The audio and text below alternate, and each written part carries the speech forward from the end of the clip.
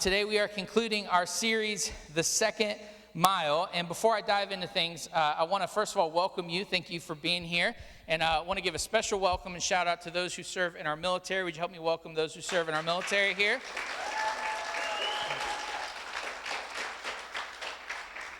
I also want to give a special shout out to some of our owners. At Next Level, we don't have members. We have owners. Members have rights. Owners have responsibilities. And our church is smaller in size now than it was before COVID. And when we came back after COVID, we didn't need all of the rooms back in our kids' wing. We just didn't have the kids to support it.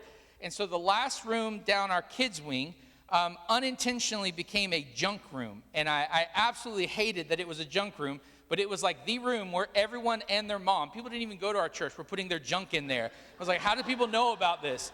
It just was filled up with just so much junk. And our amazing kids coordinator, Ashley, cast a vision to create a new environment that we were now in need of that room. And what she wanted to do was to pull our 4th and 5th graders away from 1st through 5th grade. So we had 1st through 5th grade, and then we want a separate environment just for 4th and 5th graders. And so she came up with this idea, and we're calling it Level 45, and it's a special room just for 4th and 5th graders. And in order to get this room ready, we had to do a lot of work. And so a couple of our owners that are from the Been There's group came and painted the room. It was blood red for some reason. I don't know why. It was really dark red, and so that got covered up. We had another one of our owners hung TVs. Another one of our owners came in and put all the electrical work in and replaced the lights. There were some lights that were really wonky, and did a whole bunch of work, and it took a lot of effort to pull this room off. So I want to give a shout out to them. Would you help me thank them for putting on?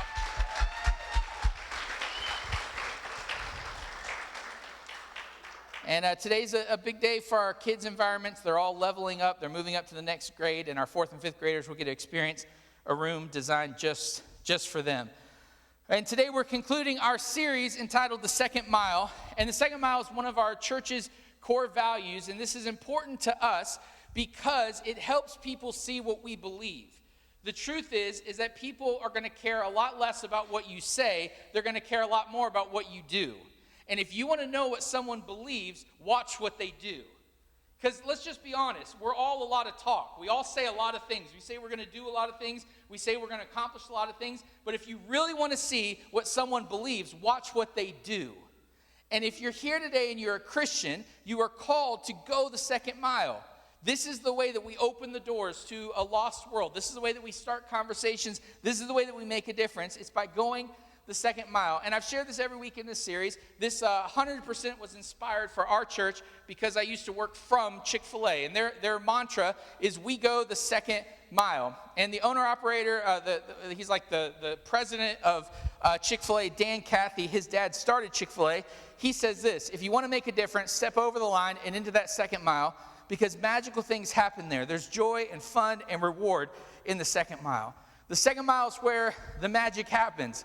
Now, it's difficult to run the second mile. It's difficult to go into the second mile. It takes some effort. You have to be intentional about it. But when you go the second mile, great things happen, not just for those that you're impacting, but for yourself. Amazing things happen when you choose to go the second mile. And Chick-fil-A has embraced this, and it feels like everyone knows this. In our culture, they have this reputation of going above and beyond. Like, for example, every fast food restaurant just about has a drive-thru. And most drive-thrus, it's the same experience. You drive up to a little box, and it's like Charlie Brown's teacher greets you. It's like, wah, wah, wah, wah, wah, wah. And you're like, what are you talking about? And you try to have a conversation with them. They get the order wrong half the time. And then you pull up to the window, and it's like just like fast food roulette. You have no idea if they heard you. You have no idea what's going on. That's most fast food restaurants. Not Chick-fil-A. Chick-fil-A greets you a mile away from the restaurant with a live person who's waiting to take your order. And it's like, seriously, if you've been there, it's like they meet you way out in the parking lot. And there's a video that went viral not too long ago on TikTok that illustrates this, and it made me laugh, so I brought it today. Hopefully it'll make you laugh. Check this out. So welcome to Chick-fil-A, how can I help you? How you doing, sir? Can I get the Chick-fil-A Deluxe? Yes, sir. Hey, sir, actually, can you move up behind this car? Like, keep moving. Right up there? Okay. So just because the car is behind us. Okay, that's fine, that's fine. Yes, sir. Yeah, can I get Chick-fil-A Deluxe? Yes, sir. Does it come with lettuce? Oh, yes, sir, it does, actually. It does? Okay, Yes, sir. I don't actually want lettuce up I'll there. take it off. Yes, that's sir. fine, okay. Okay. Also, can I get some barbecue sauce Oh, yes, as well? sir, yeah. Is that cool? What, any other condiments? No, I think I'm good, sir. Okay, Actually, sir, what about drinks? What about drinks? let me get a high C. Is that I cool, see, sir? okay, sir. That'll be actually $12.99. $12.99? $12.99, my Okay. pleasure, sir. Okay, My thank you, pleasure. sir. Thank you.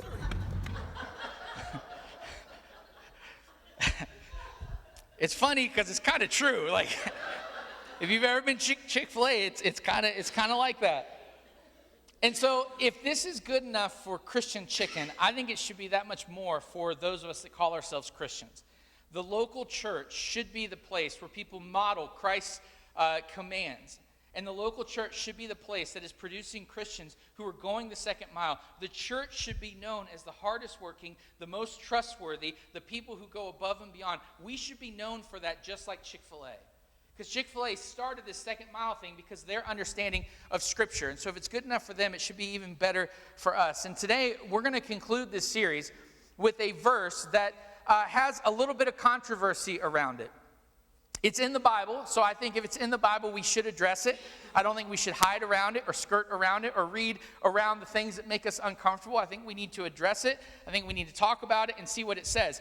But before we get into this verse, I want to just let you know that I'm going to give you some context for this verse. And the very first word that you're going to see, it may trigger some of us, because we have an understanding of this word that is very different than the understanding of when the verse was written. The verses that were written today were written by a guy by the name of the Apostle Paul. We often call him the Apostle Paul. And at Next Level, we say that Paul is a what?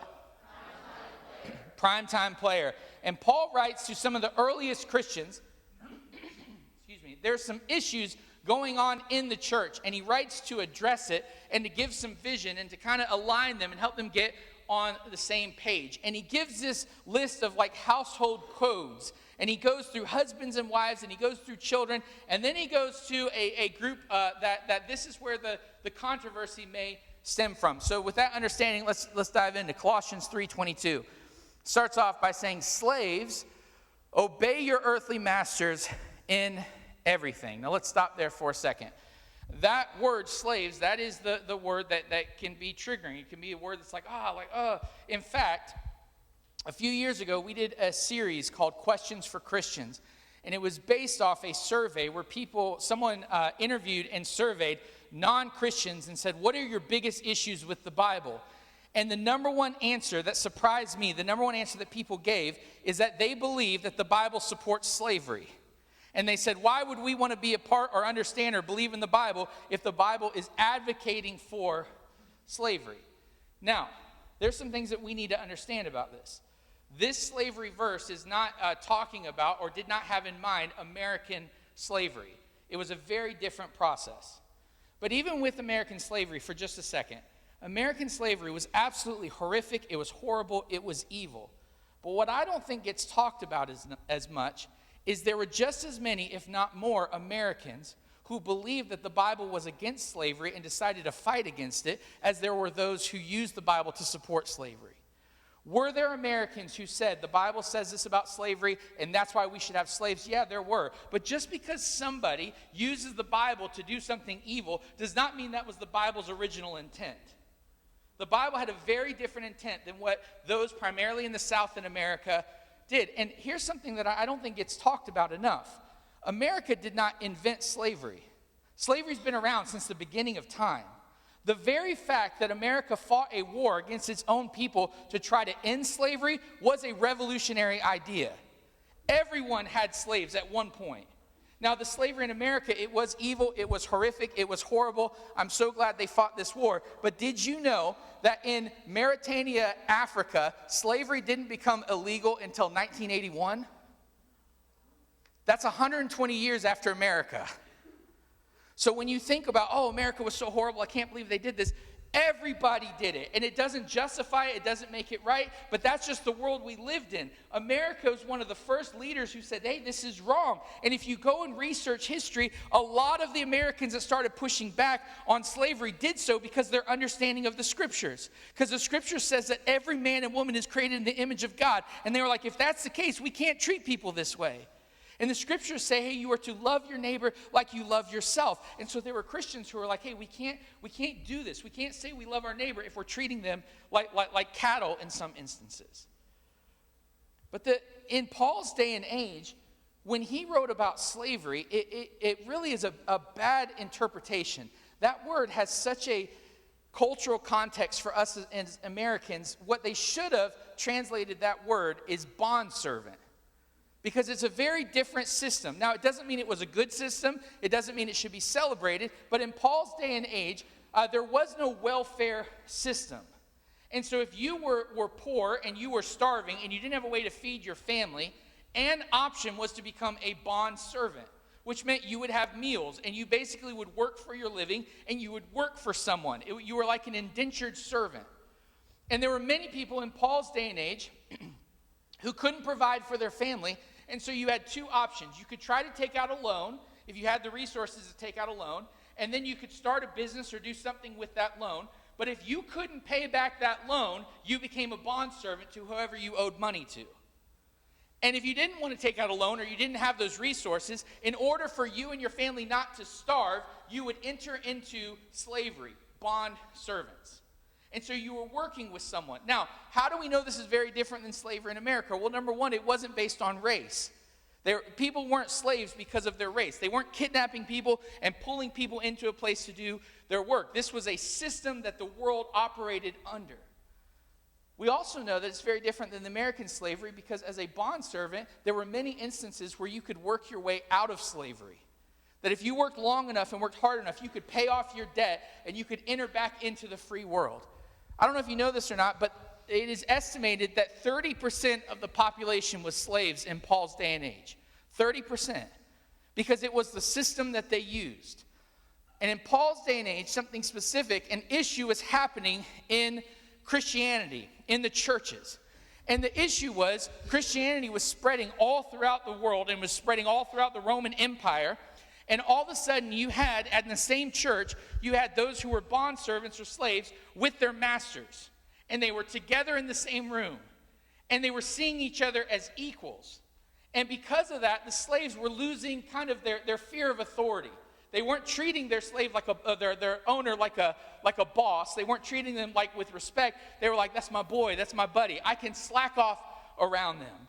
And maybe you can relate to that. If you've ever become friends with a parent or an authority figure, a boss, then something in your brain says, okay, I can take advantage of them. They're not going to punish me the same way that someone else might because we're friends. I went to a Christian college called Liberty University, and it's a private Christian college, and with it has lots of rules, lots of expectations. And when you get in trouble, you get something called a rep, and if you get a certain amount of reps, you have to pay a fine, and eventually you can get kicked out of school if you break so many rules. In my first year at Liberty, a group of friends, we met a guy by the name of Don, and we were all good friends, and we all hung out, and at the end of our first year, he said he was going to become an RA, but he was switching buildings, switching to a new dorm, and he asked all of his friends to come with him. So the next year, my second year at Liberty, all of us, our RA was someone that we were friends with, that we hung out with. And really quickly, Don saw that because we were friends with him, we took advantage of him. We knew he's not going to give us reps. So we would show up late for curfew. We would not be where we're supposed to be. We wouldn't keep our rooms clean the way we were supposed to because we were like, it's Don. Don's not going to write us up. Well, the peak of everything came because our dorm, for some reason, had the fire alarm go off at least once a week. And someone would burn popcorn at like 2 a.m. And the rule was when the fire alarm goes off, and it was deafening loud, when the fire alarm goes off, everybody has to go outside. Well, Don's hall was the only hall where no one would go outside because we're like, it's Don. He's not going to write us up. We can just keep trying to sleep through this. Well, Don then calls a meeting, and he is like level 10 mad. And he's like, guys, you are abusing my authority. You're abusing our friendship. I expect more from you. I know we're friends, but I'm going to have to write you up. Stop doing this. You need to do what you're supposed to do, even though we're friends. Does everyone understand? And we're like, yes, we get it. That same week that he gives us this big speech, the fire alarm goes off at like 2 in the morning. For the first time all semester, Don's entire floor was outside, except for me and my roommate. And Don was livid. He was convinced that we were taking advantage of him. He was so angry that once he counted everyone and saw everyone, he storms back into the building with the fire alarm still going off, and he uses his key and he busts into our dorm room. And when he busts open into our dorm room, he says immediately he lost his anger and he started laughing because what he saw was me. I was on the top bunk, and in my sleep, I was leaned over, and on my dresser was my alarm clock, and I was slamming the snooze button trying to get it to stop. And I wasn't awake. I had no idea it was the fire alarm. And he said at that point he realized, oh, you're not trying to buck the system. You're not trying to take advantage of me. You just were dead asleep, and we didn't get in trouble. But I think a lot of you can relate to that you have some figure in your life that because they were the authority, you kind of had a little bit of healthy fear. You're like, they're my boss, they could fire me. Or they're my parent, I could get in trouble with them. Or there's some type of authority figure. But then you become friends with them, and it changes the playing field. And you start to say, well, I can cut corners. They're not going to write me up. They're not going to get me in trouble. And that's what was going on in the early church. And Paul writes to the early church, and he's like, hey, yeah, you guys are on a level playing field, but you need to remember you're a slave for a reason. You have a debt that you owe. And you got to still work hard. And you still got to pay that back. And you can't cut corners. So with that understanding of that cultural context, let's go back into our verse, Colossians 3:22. Slaves, obey your earthly masters, or bondservant, obey your earthly masters in everything. And do it not only when their eye is on you to curry their favor, but with sincerity of heart and reverence for the Lord. So did you understand what the verse just said? Remember, it's not talking about American slavery here. It's basically an indentured servant. So we could apply this same verse to employees. We can apply this same verse to, hey, listen, at your job, if you're a Christian, you are to do what you are supposed to do, not only when they're watching you, but also when they're not around. And you're not to do it begrudgingly, you're to do it with sincerity of heart. And the reason that you're to do it is out of reverence for the Lord. It's one thing to do what you're supposed to do when the authority figure is watching you. It's another thing to do what you're supposed to do because it's the right thing to do. And Christians are called to have integrity. I love this definition of integrity. Integrity is doing what is right even when no one is watching. Integrity is doing what's right even when no one is watching. Christians should be the most trustworthy people around. Christians, our standard is not to wait until someone's watching us to then perform. Our standard is, let's do what's right. Let me do what I'm supposed to do. What does my boss expect me to do? What does my teacher expect me to do? What do my parents expect me to do? Whatever the authority is, what do they expect me to do? Let me do that even if I can't get in trouble. Have you ever heard of the shopping cart theory? It's a theory that has exploded online, and it's all over TikTok and all over the internet. The shopping cart theory is very fascinating. It says, if there's no dire emergency, do you accept your duty to return the cart even though you gain nothing? And when you read the original person who came up with this theory, this is what they said. Now understand, this is just a theory. Some of you are going to agree with this completely. Some of you are about to get your feelings hurt. This is what the theory says. The shopping cart is the ultimate litmus test for whether a person is capable of self-governing. To return the shopping cart is an easy, convenient task, and one which we all recognize as the correct, appropriate thing to do. To return the shopping cart is objectively right. There are no situations other than dire emergencies in which a person is not able to return their cart. Simultaneously, it is not illegal to abandon your shopping cart. Therefore, the shopping cart presents itself as the apex example of whether a person will do what is right without being forced to do it. No one will punish you for not returning the shopping cart. and no one will find you. No one's going to kill you if you don't return the shopping cart. You gain nothing by returning the shopping cart. You must return the shopping cart out of the goodness of your own heart. You must return the shopping cart because it's the right thing to do. So the shopping cart theory, it's just this idea. The litmus test for humans on whether or not you are a moral and upright person is when you can get away with doing something, do you do it? When there is no punishment, when there's no authority, when it's the right thing to do, but no one can catch you, do you cut a corner? That's the idea of this. And for Christians, we should have integrity. We should do what's right even when no one else is looking. We should do what's right even when no one can catch us. We should do what's right because it's the right thing to do. Christians shouldn't get caught doing what's wrong. We should get caught doing what's right.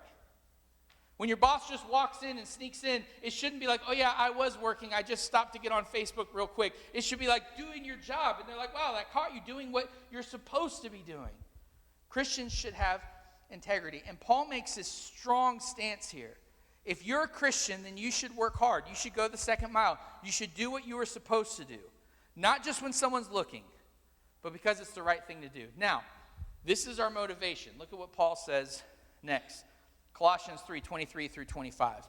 Whatever you do, work at it with all your heart as working for the Lord, not for human masters, since you know that you will receive an inheritance from the Lord as a reward. It is the Lord Christ you are serving. Anyone who does wrong will be repaid for their wrongs, and there is no favoritism. So do you see, even in this verse, that Paul's saying, hey, there is no favoritism. Between slave, master, there is no favoritism. That God's going to treat everyone the same. His standard is, if you're following Jesus, if you're a Christian, your standard is to do what is right, even when no one is looking. Did you know that as a Christian, you don't just work for a paycheck? Did you know that as a Christian, your ultimate boss is God? You're not working just for the man. You're not working just for a paycheck. You are working your job, and the way that you work your job is an ultimate reflection of the God that you serve. So think about this. As a Christian, our standard is not what we can get away with.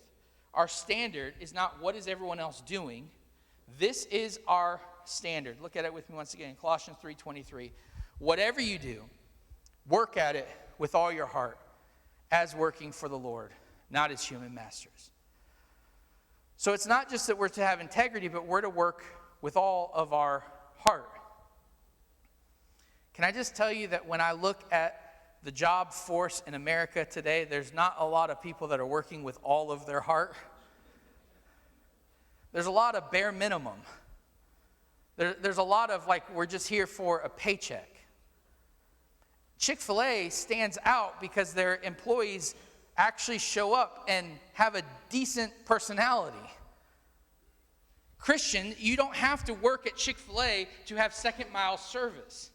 Whatever your job is, wherever you're at, you are called to work at it with all your heart. Why? What's your motivation? It's not a paycheck. It's God. God's our motivation. And if God is holy and God is worthy and God gave his all, if God went the second mile for you and he sent his son to die for you and you accepted that gift of salvation and you said, God, I give you my sin and in return I take your grace and I take your love, the calling for us then is to go the second mile for him. Our motivation is not just what everyone else sees. Our motivation is not just punching a clock. It's not just, oh, Monday I have to do this. Our motivation is I get to do this. I get to serve. I get to do these things for my relationship with God.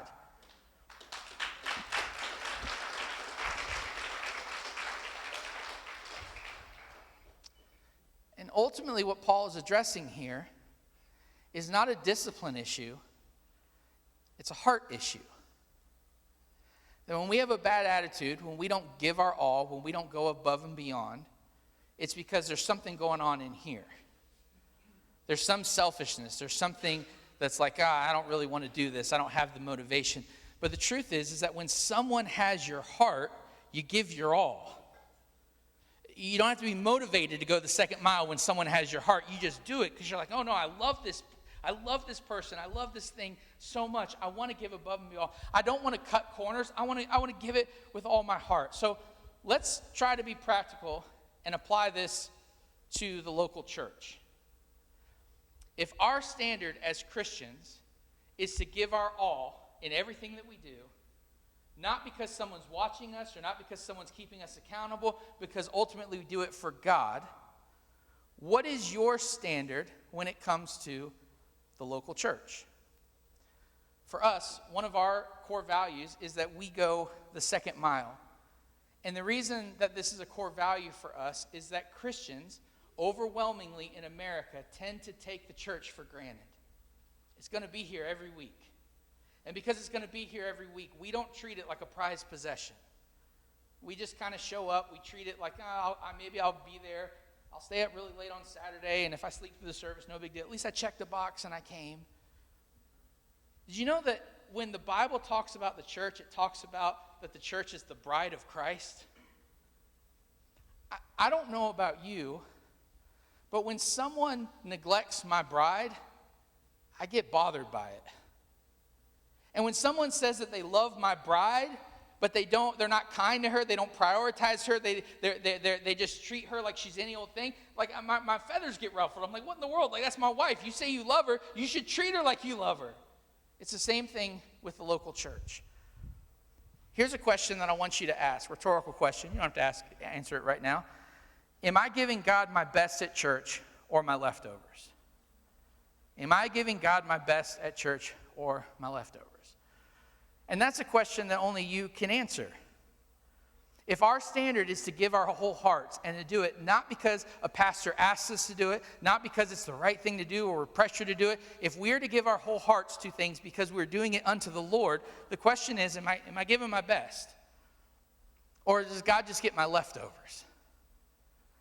And I'm just convinced that for so many of us, the reason that we don't get more out of the weekly church attendance is because we're barely putting anything into it. You barely put anything into it, you can't expect great things from it. But when you start to change your motivation, and your motivation is not to go all in because a preacher told you to or because you got convicted, or your motivation is, this is God's bride? I should treat it with respect. I should give my best. The Bible calls the church the bride of Christ, and I love this image. This quote from Tony Evans, he's a pastor. He says, I hear people say, I don't have to go to church to be a Christian. And they're absolutely right. Salvation is through faith alone in Christ alone. But you don't have to go home to be married, but stay away long enough and your relationship will be affected. And can I just tell you, there's just way too much casualness when it comes to the local church today. We see this in that because of COVID, a lot of churches introduced online services. And there's a lot of people who are still watching online services at home because it's easier. And I just want to ask, are you giving your all? Now, not everyone can be in person. I just got a message this week from a 75-year-old woman who literally watches our services every week. And she is bedridden. She can't leave her house. And so she's so thankful for our online service. And I celebrate. I'm like, yeah, that's awesome. That's what it's there for. It's for when we can't go on vacation, or when we are on vacation, we can't go to the services. It's for when we're hurt or we're sick and we can't make it to service. That's what it's there for. But there's way too many people who are like, it's just easier. It's easier. Well, that's not the second mile mindset. But it's not just online people, though. Just in case you were like, he's not talking to me. It's also the people that come in person. I'm so thankful that today, this room was way more full at the beginning of the service than it normally is. I'm so thankful for that. But can I tell you that about 3 or 4 weeks ago, I walked in and there was about 15 people in the room, and I saw someone that was their very first time. So I walked up to him and I said, hey, how's it going? I haven't seen you before. And he's like, yeah, it's my first time. And we started talking, and he was like, is it always this empty in this church? It's like, no, everyone's going to come during the first song. And I was embarrassed to say that to him. I was embarrassed to say, you know what? We don't value this time enough to prioritize it or even show up on time. we all are going to come late. Is that the second mile? When we serve, it shouldn't be just, oh, I'm serving because I have to, because I heard a sermon on it one time. No, we don't have to serve. We get to serve. And when we serve in these environments, it's not for any recognition or fame. It's because we are serving as unto the Lord. And so when we are in this place, this isn't just about a building, and it's not just about a service. It's about focusing on God. And He deserves not our leftovers. He deserves our absolute best. Today, if you're here and you've never made a decision to go all in with God, I want to give you an opportunity to do that. Maybe you're here today and you've said, you know what, I don't go the second mile. I've never even been the first mile. I don't really have a relationship with God. I want to give you an opportunity to meet the God of the universe who absolutely loves you. And the way we're going to do that is we're going to say a prayer. And just want to invite everyone just to close your eyes and bow your head. And if you've never made the decision to go all in for Jesus, I want to invite you to pray this prayer after me. Just repeat it quietly in your heart. God, I admit that I'm a sinner.